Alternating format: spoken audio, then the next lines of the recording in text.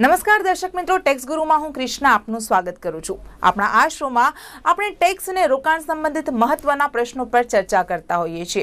આ ઉપરાંત આપણા કોલર મિત્રોની કેટલીક મૂંઝવણો, એમના કેટલાક ટેક્સને સંબંધિત પ્રશ્નો પર આપણે એક્સપર્ટ્સ પાસેથી માર્ગદર્શન મેળવતા હોઈએ છીએ. તો આપણા આ શોમાં આજે આપણે માર્ગદર્શન માટે અમારી સાથે જોડાઈ ગયા છે મનીષ રામત્રી, જેઓ જાણીતા ચાર્ટર્ડ એકાઉન્ટન્ટ છે અને ફાઇનાન્શિયલ એડવાઇઝર છે. તો મનીષ, આજના ટેક્સ ગુરુના શોમાં હું આપનું સ્વાગત કરું છું. Thank you madam.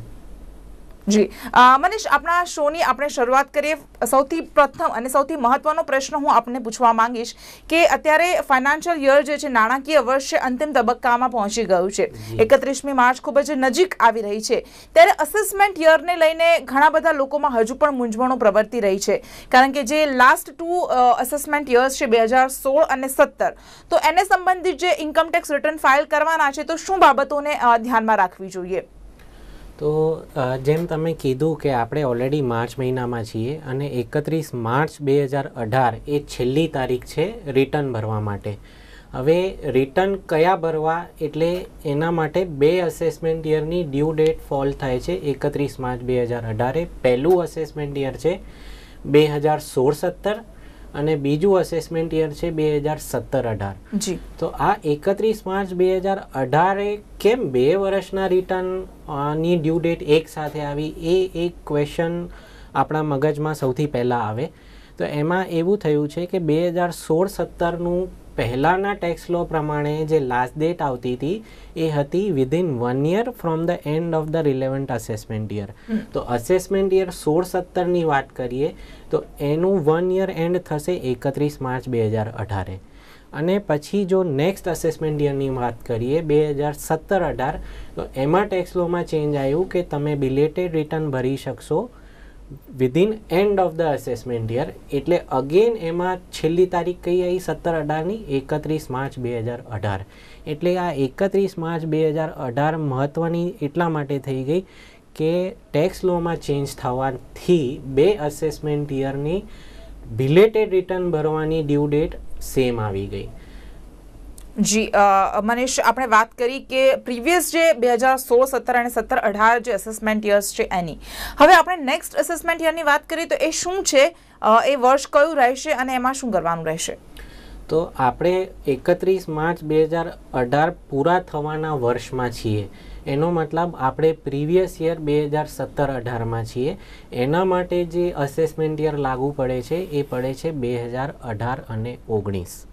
જી જી હવે અન્ય મહત્વના પ્રશ્નો પર હું તમને પૂછું તો કે એડવાન્સ ટેક્સ આપણે કોઈ ફોર એક્ઝામ્પલ ભરી દીધો છે અને ઇન્કમ ટેક્સ રિટર્ન પણ કોઈ વ્યક્તિએ ફાઇલ કરી દીધું છે, તો એમણે હવે ફાઇલ કર્યા પછી કઈ રીતે ચેક કરી શકે, કઈ બાબતોનું ધ્યાનમાં રાખવું જોઈએ જેથી કરીને ફર્ધર ડિફોલ્ટ્સ ના થાય ફ્યુચરમાં? એમણે કઈ કઈ બાબતોની કાળજી રાખવી જોઈએ?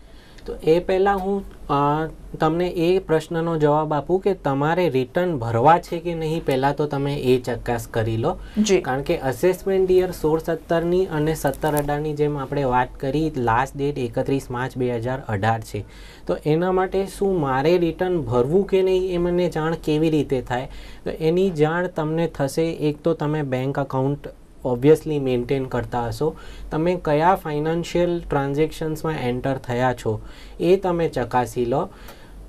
એનું તમારે ચકાસણી કરવી હોય કે તમે ઇન્કમ તમને કોઈ બી ટાઈપની થઈ છે કે નહીં, TDS વાળી ઇન્કમ છે કે નહીં. તો એના માટે તમે ઇન્કમ ટેક્સના પોર્ટલ પર લોગિન થઈને 26AS ચેક કરી શકો છો, જેથી તમને માહિતી મળી શકે કે મને કયા કયા ટાઈપની ઇન્કમ થઈ છે અને એના ઉપર ટેક્સ કપાયું છે કે નહીં.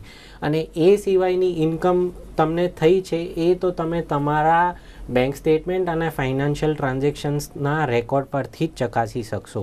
તો એમાં તમારે હવે શું મહત્ત્વનું યાદ રાખવું જોઈએ, કારણ કે બંને વર્ષ માટે અસેસમેન્ટ યર 16-17 અને 17-18 માટે બેઝિક એક્ઝેમ્પશન લિમિટ હતી 2,50,000 રૂપિયા. તો ત્યાં સુધીની કોઈની વાર્ષિક આવક હોય તો એને રિટર્ન ભરવું જરૂરી નથી.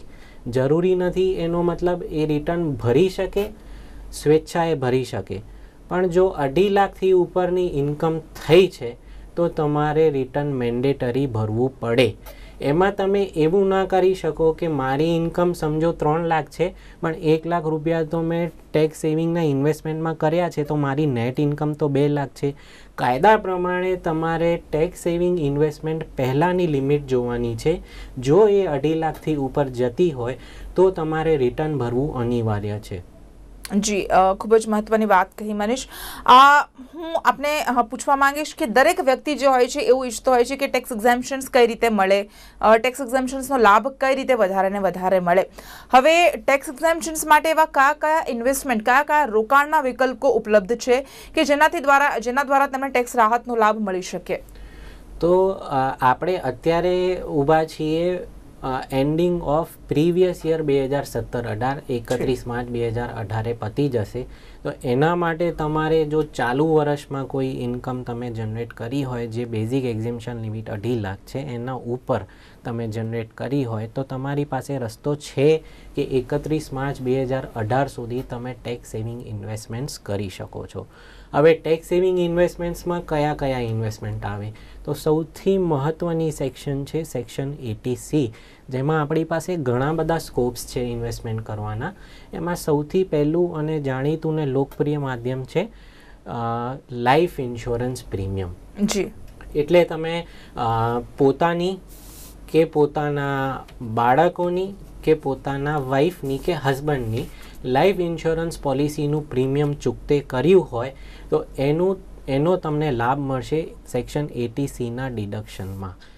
એનાથી એક સ્ટેપ આગળ જઈએ તો જો તમારા બાળકો હોય અને એમાં તમે ટ્યુશન ફીસ પે કરી હોય, અહીંયા જે મહત્ત્વની વસ્તુ યાદ રાખવા જેવી છે કે ટ્યુશન ફીમાં એક્ટ ફક્ત અને ફક્ત સ્કૂલ ફીસના પોર્શનનું ડિડક્શન આપશે. એટલે તમે આખા વર્ષમાં સમજો કોઈ તમારા બાળક માટે 70,000નું ટોટલ સ્કૂલ ફી પે કરી છે પણ એમાંથી તમારે રિસીટમાં જોવું પડશે કે એ ટોટલ 70,000 જે આખા વર્ષના ભર્યા ફોર એક્ઝામ્પલ એમાંથી સ્કૂલ ફીસનો પોર્શન શું છે. સપોઝ સ્કૂલ ફીસનું પોર્શન 20,000 હોય તો તમને 80Cમાં બેનિફિટ પૂરેપૂરા 70,000 નહીં પરંતુ 20,000નો મળશે. નેક્સ્ટ આગળ જઈએ 80Cમાં તો આવે છે ટેક્સ સેવિંગ બેંક FD. હવે આ જેમ મેં કીધું ટેક્સ સેવિંગ બેંક FD છે એનો મતલબ આ નોર્મલ બેંક FD કરતાં જુદી છે. એ કેવી રીતે જુદી છે? આમાં સૌથી પહેલાં તો તમારી જે FDR એટલે ફિક્સ ડિપોઝિટ રિસીટ આવે એમાં નીચે ઉલ્લેખ કરેલો હોય છે કે આ FD સેક્શન 80C માટે એલિજિબલ છે અને એમાં લોકિન પીરિયડ 5 વર્ષનો હોય છે. લોકિન પીરિયડ 5 વર્ષનો છે એટલે તમે સપોઝ આજે બેંક FD કરવા જશો ટેક્સ સેવિંગ બેંક FD તો એ તમારી FD પાકશે કમ્પલસરીલી 5 વર્ષ પછી. એમાં તમારી પાસે કોઈ બીજા ઓપ્શન નથી કે મારે 1 વર્ષની FD કરવી છે કે 3 વર્ષની કરવી છે. 80Cમાં બેનિફિટ લેવું હોય બેંક FDનું તો 5 વર્ષનો લોકિન છે. એમાં તમને દર વર્ષે જે ઇન્ટરેસ્ટ રેટ બેંક પ્રમાણે ચાલતા હોય એ ઇન્ટરેસ્ટની આવક થશે. આગળ વધીએ જો સેક્શન 80Cમાં તો આપણી પાસે નેક્સ્ટ ઓપ્શન આવે છે NSC નેશનલ સેવિંગ સર્ટિફિકેટ. જી, તો NSCની વાત કરીએ તો હવે 2 ટાઈપના NSCની સિરીઝ ચાલી રહી છે જેમાં એકમાં લોકિન છે 5 વર્ષનો અને બીજામાં લોકિન છે 10 વર્ષનો. એનાથી આગળ જઈએ તો આપણી પાસે one more important and one more favourite investment છે PPF account, public provident fund account. હવે એ ફેવરેટ કેમ છે? કારણ કે એના ઉપર થતી વ્યાજની આવક સંપૂર્ણ ટેક્સ ફ્રી છે. એ વ્યાજની આવક 10,000થી ઉપર હોય તો બી ટેક્સ ફ્રી છે. હવે તમે PPF અકાઉન્ટ કેવી રીતે ઓપન કરી શકો? તો બેંકમાં તમારે જઈને કહેવાનું, જે બી ડેઝિગ્નેટેડ બેંક છે નેશનલાઇઝ જનરલી બધી પોસ્ટ ઓફિસ અને અમુક પ્રાઇવેટ બેંકો છે જ્યાં PPF અકાઉન્ટ ઓપન થાય છે. જસ્ટ લાઈક તમે સેવિંગ અકાઉન્ટ ઓપન કરો છો. મિનિમમ તમારે વર્ષના 500 રૂપિયા ઇન્વેસ્ટ કરી શકો છો અને મેક્સિમમ 1.5 લાખ રૂપિયા. 1.5 લાખથી વધારે કોઈ ઈચ્છે તો એ ઇન્વેસ્ટ નથી કરી શકતું કારણ કે ઇન્કમ ટેક્સ એક્ટમાં મેક્સિમમ કોન્ટ્રીબ્યુશનની લિમિટ જ 1.5 લાખ રૂપિયા છે. અગેન તમારે ઇન્વેસ્ટમેન્ટ કરતી વખતે બીજી મહત્ત્વની વાત જે ધ્યાનમાં રાખવી છે એ રાખવી જોઈએ કે દર મહિનેની 5 તારીખ પહેલાં કે તમે જ્યારે બી ઇન્વેસ્ટમેન્ટ કરવા માંગો, દર મહિને કરવું એવું જરૂરી નથી, પણ જ્યારે બી ઇન્વેસ્ટમેન્ટ કરવા માંગો જે બી મંથમાં, એની 5 તારીખ પહેલાં તમે ઇન્વેસ્ટમેન્ટ કરી દો, જેથી કરીને એ આખા મહિનાનું વ્યાજ તમને મળે. એટલે પીપીએફનો કાયદો એવું બોલે છે કે જો તમે 5 તારીખ પછી ઇન્વેસ્ટમેન્ટ કરશો એમાં, તો એ મહિનાનો વ્યાજ તમને નહીં મળે. જી મનીષ, આપણે જે ઇન્વેસ્ટમેન્ટ ઓપ્શન્સની વાત કરી કે ટેક્સ એક્ઝેમ્પશન્સ માટે કયા કયા ઇન્વેસ્ટમેન્ટ ઓપ્શન્સ, કયા રોકાણના વિકલ્પો વ્યક્તિ પાસે ઉપલબ્ધ છે. હવે અલગ અલગ જે રોકાણ છે, ઓપ્શન્સ છે, એના રિસ્ક ફેક્ટરની સાથે જોડે તો લોક ઇન પીરિયડ શું છે? તો જેમ મેં ઓલરેડી કીધું કે જો તમે ટેક્સ સેવિંગ બેંક એફડી માટે જશો તો લોક ઇન 5 વર્ષનો છે. પીપીએફ ઓપન કરાવશો તો કમ્પલસરીલી લોક ઇન 15 વર્ષનો છે. લાઈફ ઇન્સ્યોરન્સ પોલિસીઝ લોકો જનરલી 10, 15, 20, 25, 30 વર્ષ માટે લેતા હોય છે, તો એનો લોકિન એ છે. એમાં તમે એવું કરી શકો કે 3 પ્રીમિયમ ભર્યા હોય એ પછી તમે પોલિસી જો ઈચ્છો તો સરેન્ડર વેલ્યુ પર ડિસકન્ટિન્યુ કરી શકો છો. એ પછી જો જઈએ સૌથી ઓછી લોકિન પીરિયડવાળી ઇન્વેસ્ટમેન્ટ ઓપ્શન જો અવેલેબલ હોય અંડર એટીસી તો એ છે મ્યુચ્યુઅલ ફંડ્સ. હવે મ્યુચ્યુઅલ ફંડમાં બી એક સ્પેસિફિક કેટેગરી છે જેને ELSS તરીકે ઓળખાય છે. ELSS એટલે ઇક્વિટી લિંક્ડ સેવિંગ સ્કીમ્સ, જેમાં તમે ઇન્વેસ્ટમેન્ટ 2 રીતે કરી શકો છો. એક મંથલી રોકાણ તરીકે અને બીજું લમસમ રોકાણ તરીકે, કે તમારે વર્ષમાં 1 વખત 2 વખત તમારી ઈચ્છા પ્રમાણે જ્યારે રોકાણ કરવું હોય. જ્યારે SIP જે સિસ્ટમેટિક ઇન્વેસ્ટમેન્ટ પ્લાન છે એ મંથલી ઓપ્શન છે કે જ્યાં તમારી પ્રી ડિસાઇડેડ અમાઉન્ટ એ પ્રી ડિસાઇડેડ ડેટ ઉપર બેંક અકાઉન્ટમાંથી ડેબિટ થઈ જશે. જી. તો સૌથી ઓછો લોકિન ELSS નો છે 3 વર્ષનો. પછી બેંક એફડી 5 વર્ષ, NSEમાં 2 ઓપ્શન 5 અને 10 વર્ષ, અને PPF 15 વર્ષ, અને LIC તમે જ્યાં સુધી કન્ટિન્યુ રાખો, પણ જનરલી લોકો મેચ્યોરિટી સુધી કન્ટિન્યુ રાખતા હોય છે. અને LICનો પીરિયડ કોઈ સમજો 30 વર્ષની ઉંમરે LIC કરાવે તો જનરલી 60 વર્ષની ઉંમર સુધી કે 50 રિટાયરમેન્ટ એજ સુધી LIC નો પ્રીમિયમ ભરતા હોય છે. તો એમ જોવા જઈએ તો સૌથી લાંબુ લોકિન LICનું પ્રેક્ટિકલી કહી શકાય. LICનું લોકિન સૌથી વધારે લોકિન પીરિયડ સૌથી વધારે છે. બીજો હું પ્રશ્ન આપને પૂછવા માંગીશ મનીષ કે બેંક્સ જે ઇન્ટરેસ્ટ પર TDS કાપતી હોય છે તો એ ના કપાય, TDS ન કપાય ઇન્ટરેસ્ટ પર, એ માટે શું મુદ્દા ધ્યાનમાં રાખવું જોઈએ, શું કાળજી રાખવી જોઈએ?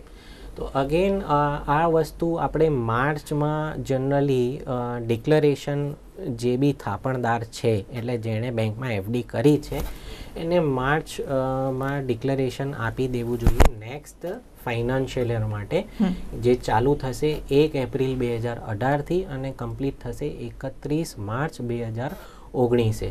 હવે આ શું ડિક્લેરેશન છે? ડિક્લેરેશન છે કે મારું TDS ના કપાય. હવે TDS ક્યારે કપાશે એના ઉપર આવીએ તો જનરલી કેવું છે કે જો તમે બેંકમાં એફડી કરાવી હોય અને એમાં આખા વર્ષનું ફાઇનાન્શિયલ યરનું એપ્રિલ ટુ માર્ચના પીરિયડનો જો વ્યાજ 10,000 કે તેથી વધુ હોય તો બેંકે કમ્પલસરીલી 10% દરે એના ઉપર TDS કાપવું પડે. એ બેંક માટે મેન્ડેટરી છે તો બેંક TDS કાપશે. હવે 10,000થી ઉપર કે 10,000 એ એની લિમિટ છે. તો ત્યાં સુધી જો તમારો વ્યાજની આવક થતી હોય તો તમારે ફોર્મ 15G કે Hના ડિક્લેરેશન આપવાની જરૂર નથી, કારણ કે એના ઉપર બેંક TDS કાપશે જ નહીં. હવે આ ડિક્લેરેશન મેન્ડેટરી છે કે 10,000થી ઉપર વ્યાજ જતું હોય, પણ જનરલી આમાં ભૂલ ક્યાંથી થાય છે કે લોકોના મગજમાં એવું છે કે 10,000થી ઉપર વ્યાજ જાય છે તો મારે 15G કે H ફોર્મમાં ડિક્લેરેશન આપી દેવું કે મારું TDS ના કપાય. પણ TDS ના કપાય એની કન્ડિશન એ છે કાયદા પ્રમાણે કે જો તમારી વાર્ષિક આવક જે અત્યારનું basic exemption limit non senior citizen માટે છે 2.5 લાખ રૂપિયા, તો 2.5 લાખ સુધી તમારી બીજી ટોટલ ઇન્કમ થતી હોય, હું ખાલી વ્યાજની આવક નથી કહી રહ્યો. ફોર એક્ઝામ્પલ કે હું મારા સેલરી ઇન્કમથી, હાઉસ પ્રોપર્ટી ઇન્કમથી, કેપિટલ ગેઇન ઇન્કમથી કે ધંધાકીય આવકથી બીજી ઇન્કમ બી કરું છું અને સાથે બેંકમાં એફડી બી રોકું છું, તો મારી બીજી ઇન્કમ વત્તા એફડીની વ્યાજની ઇન્કમ આખા વર્ષના 2.5 લાખ સુધી નથી થતી તો મારે 15G કે H માં ડિક્લેરેશન આપવું છે. હવે કેમ બે ફોર્મ છે 15G કે H? G છે નોન સિનિયર સિટીઝન માટે અને ફોર્મ 15H છે સિનિયર સિટીઝન માટે. અગેન એ વસ્તુ ધ્યાનમાં રાખવી છે કે તમારી total income from all 5 heads of income exceed ના કરે બેઝિક એક્ઝેમ્પશન લિમિટને. જો તમે ફક્ત TDS ના કપાવવા ખાતર 15G અને Hનું ડિક્લેરેશન આપી દેશો કે ભલે મારી વ્યાજની આવક 10,000થી ઉપર છે પણ મારે TDS નથી કપાવવું, તો એ ડિક્લેરેશનનો નુકસાન તમને જ્યારે નેક્સ્ટ યરમાં તમે રિટર્ન ભરવા જશો ત્યારે ભોગવવું પડશે. કેમ? કારણ કે તમારી આવક બેઝિક એક્ઝેમ્પશન લિમિટથી ક્રોસ થઈ ગઈ અને તમે TDS ના કપાય એનું ડિક્લેરેશન બી આપી દીધું. તો એ આવક તમારી બીજી આવકોમાં જોડાઈ જશે અને ત્યારે તમારે ટેક્સ લાયબિલિટી જે છે એ ટોટલ ટેક્સ લાયબિલિટી ઇન્ટરેસ્ટ સાથે ભરવી પડશે. એટલે ખાસ ધ્યાન રાખો, એવું નથી કે 10,000થી ઉપર મારી વ્યાજની આવક જતી હોય ને હું 15G H ભરાઈ દઉં તો મારું TDS નહીં કપાય. એકચ્યુઅલી એ કેસમાં તમારે કપાવા દેવું જોઈએ જો તમારી વાર્ષિક આવક 2.5 લાખ કે એનાથી વધુ હોય. સિનિયર સિટીઝન માટે બેઝિક એક્ઝેમ્પશન લિમિટ 3 લાખ અને સુપર સિનિયર સિટીઝન માટે બેઝિક એક્ઝેમ્પશન લિમિટ 5 લાખ છે. તો આ તો વાત થઈ ફાઇનલ 10,000ની લિમિટ સુધી ટેક્સ નથી કપાતું. જેમ તમે મને પૂછ્યું કે સિનિયર સિટીઝનને એડિશનલ ફાયદો છે કે નહીં, તો જે હમણાં બજેટ આવ્યું હતું ફેબ્રુઆરી 2018માં ત્યારે સિનિયર સિટીઝનને એ રાહત આપવામાં આવી કે નેક્સ્ટ ફાઇનાન્શિયલ યરથી એટલે કે 1 એપ્રિલ 2018થી 31 માર્ચ 2019 સુધીનો જે પીરિયડ છે એમાં જો કોઈ સિનિયર સિટીઝન વ્યાજની આવક કમાતો હોય તો એમાં TDS કાપવાની જે લિમિટ છે એ 10,000થી વધારીને 50,000 કરી દીધી. એક એ ફાયદો થયો કે 50,000 સુધીની વ્યાજની આવક સિનિયર સિટીઝનને હોય તો TDS કપાવવું જરૂરી નથી. અને બીજો એ બી બેનિફિટ આપી દીધો કે પહેલાં સેવિંગ્સ અકાઉન્ટમાં 10,000 સુધીની વાર્ષિક વ્યાજની ઇન્કમ મને ટેક્સ ફ્રી હતી કારણ કે મને એનું ડિડક્શન મળી જતું હતું સેક્શન 80 TTA માં. હવે નેક્સ્ટ ફાઇનાન્શિયલ યર માટે સિનિયર સિટીઝનને કોઈ પણ પ્રકારની વ્યાજની આવક હોય તો એને ડિડક્શન મળશે 50,000 સુધીનું. એટલે સિનિયર સિટીઝનને બે બેનિફિટ થઈ ગયા એમ તમે જોવા જઈએ. એક તો 50,000 સુધીની તો વ્યાજની આવક જ ટેક્સ ફ્રી થઈ ગઈ અને બીજું TDS ના કપાવવાની લિમિટ 10,000થી વધીને 50,000 કરી દેવાય. જી, તો આપણે આજે વાત કરી કે TDS ન કપાય એ માટે શું કાળજી રાખવી જોઈએ. હવે આપણે નેક્સ્ટ પ્રશ્ન તરફ હું આગળ વધું તો ટેક્સ એક્ઝેમ્પશન્સની જો વાત કરીએ તો NPS જે છે NPS એમાં શું આ વખતે છે અને બજેટમાં આ વખતે શું ચેન્જીસ આવ્યા છે, શું બાબતોને ધ્યાનમાં રાખવા જેવી છે? તો આપણે જેમ ટેક્સ એક્ઝેમ્પશન માટેની વાત કરીએ તો સૌથી પહેલાં આપણે ATC અને એને લગતા વિવિધ ઇન્વેસ્ટમેન્ટ્સ જોયા. નેક્સ્ટ જો તમારે બેનિફિટ લેવો હોય તો મેડિક્લેમ ઇન્સ્યોરન્સ પ્રીમિયમનો છે જેનો બેનિફિટ 80Dમાં મળે છે. એની બે લિમિટ્સ છે 25,000 અને જો તમે સિનિયર સિટીઝન પોતે હો તો એના માટે 30,000 અને તમારા પેરેન્ટ્સ માટે ભરો તો જો પેરેન્ટ્સ સિનિયર સિટીઝન હોય તો એડિશનલ 30,000 ઓર જો પેરેન્ટ્સ નોન સિનિયર સિટીઝન હોય તો 25,000. તો એવી રીતે તમારે 80Dની વિગતો યાદમાં રાખવી જોઈએ. 25,000 વત્તા જો પેરેન્ટ્સ માટે હોય સિનિયર સિટીઝન હોય તો 30,000 કે નોન સિનિયર સિટીઝન હોય તો 25,000. એવી રીતે NPS પર જો તમારા પ્રશ્નનો જવાબ આપું તો NPS નું કોન્ટ્રીબ્યુશન એ બીજા સેક્શનમાં ફોલ થાય છે જે સેક્શન છે 80CCD. તો 80CCD માં તમને એક સ્પેસિફિક સેક્શન સબસેક્શન છે 1B જેમાં તમે એડિશનલ 50,000નું કોન્ટ્રીબ્યુશન કરો તો તમે એનું ટેક્સ બેનિફિટ લઈ શકો છો જે ATCની 1.5 લાખની લિમિટ તદ ઉપરાંતનો છે.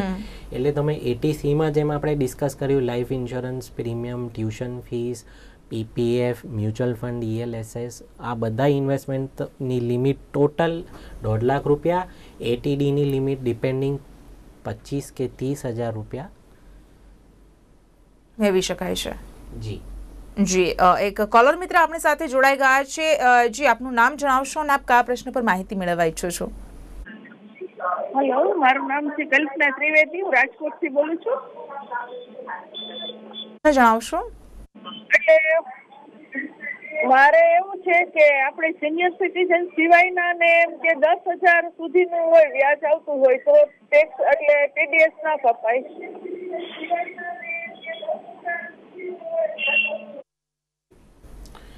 તો કલ્પનાબેન, જેમ આપણે ડિસ્કસ કર્યું કે એપ્રિલ 2018 ઓનવર્ડ્સ જો સિનિયર સિટીઝનને 50,000 સુધીની વ્યાજની આવક પર TDS નહીં કપાય. એ સિવાયના જે બી લોકો છે એનો મતલબ જે 60 વર્ષથી નીચેના હશે 31 માર્ચ 2019 એ લોકો માટે વ્યાજ પર TDS ન કપાવવાની લિમિટમાં કોઈ ફેરફાર નથી. 10,000 રૂપિયાની જ લિમિટ છે.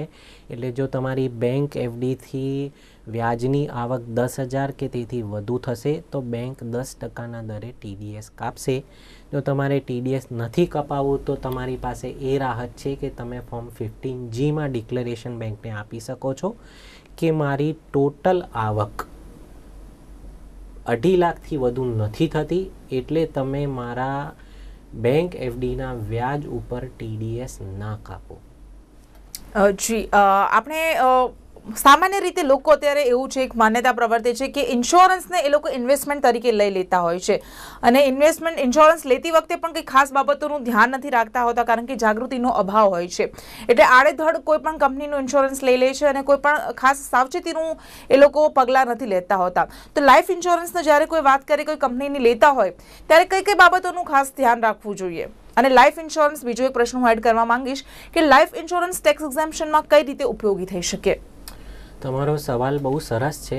લાઈફ ઇન્સ્યોરન્સમાં જનરલી કેવું થતું હોય છે કે આપણે ઇન્ડિયાની વાત કરીએ તો ઇન્સ્યોરન્સને બી આપણે ઇન્વેસ્ટમેન્ટની દ્રષ્ટિએ જોતા હોઈએ છીએ, જે મારું માનવું છે કે એ ના હોવું જોઈએ કારણ કે ઇન્સ્યોરન્સ એ એક હેજિંગ પ્રોડક્ટ તરીકે યુઝ થાય છે. એટલે કે જે વ્યક્તિ કમાય છે એ જ વ્યક્તિએ સૌથી પહેલાં તો ઇન્સ્યોરન્સ લેવો જોઈએ. એ વસ્તુનો ખાસ ધ્યાન રાખવું જોઈએ કારણ કે જો તમે ઘરની કોઈ એવી વ્યક્તિનું ઇન્સ્યોરન્સ પ્રીમિયમ લઈ લો ફક્ત ટેક્સ સેવિંગ માટે કે એનું પ્રીમિયમ તમે ભરો છો, કે સપોઝ મારા ઘરમાં હું વાત કરું કે મારી મમ્મી સમજો નથી કમાતી, એ હાઉસવાઈફ છે ને હું એનું પ્રીમિયમ ભરું છું તો એનો મને ફાઇનાન્શિયલ લોસ નથી થવાનો. એના માટે ઇન્સ્યોરન્સ તો એ જ વ્યક્તિનું કઢાવવું જોઈએ કે જેના ઉપર બાકી ઘરના મેમ્બરો ફાઇનાન્શિયલી ડિપેન્ડન્ટ હોય. તો એનું જો કોઈ કારણસર અકાળે મૃત્યુ થાય તો એ ફાઇનાન્શિયલ લોસની ભરપાઈ થઈ શકે.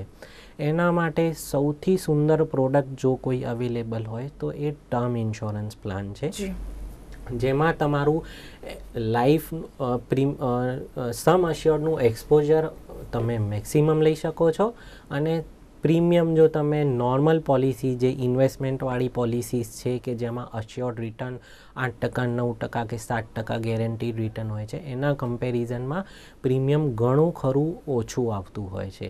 હવે બાબત શું ધ્યાનમાં રાખવી જોઈએ તો તમે ઓલવેઝ પ્રિફર કરો કે તમે ટર્મ ઇન્સ્યોરન્સ માટે જ જાઓ અને કારણ કે એ કોન્ટ્રાક્ટ છે લાઈફ ઇન્સ્યોરન્સ કંપની અને તમારા વચ્ચે, તો તમારી ફિઝિકલ કોઈ બી ડિફેક્ટ કે બીમારી કે એક્ઝિસ્ટિંગ કોઈ બી હેબિટ હોય લાઈક સ્મોકિંગ એટસેટ્રા તો એ દરેક વસ્તુનો સાચો ઉલ્લેખ કરો કારણ કે જો ભવિષ્યમાં જે વ્યક્તિ વીમો ઉતરાવે છે એ ના રહે પોલિસીના કન્ટિન્યુએશનમાં અને એ ખબર પડે કે જ્યારે પોલિસી લીધી હતી ત્યારે એણે પ્રી એક્ઝિસ્ટિંગ ડિસીઝ કે સ્મોકિંગની હેબિટ છુપાવી હતી અને કેન્સર થયો ને એના કારણે જ મૃત્યુ થયું તો દેર આર ચાન્સીસ કે લાઈફ ઇન્સ્યોરન્સ કંપની તમારું ક્લેમ પાસ ના કરે.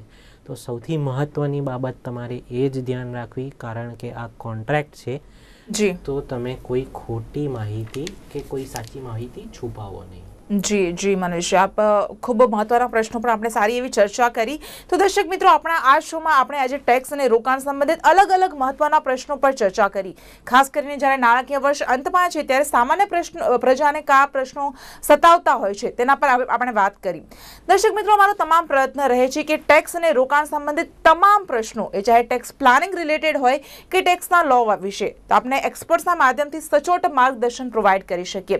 તો આજના આ શોમાં, આજના આ ટેક્સ ગુરુના શોમાં મનીષ, આપને અમારી સાથે જોડાવા માટે આપનો ખૂબ ખૂબ આભાર. Thank you.